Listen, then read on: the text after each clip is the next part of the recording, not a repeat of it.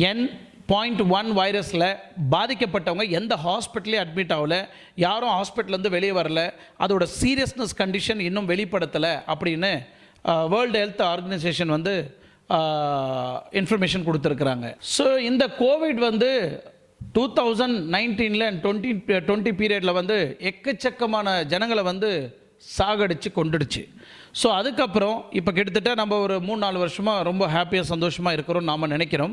But Covid already வலுவிருந்து தான் இன்னும் உயிர் வாழ்ந்துட்டுருக்கு.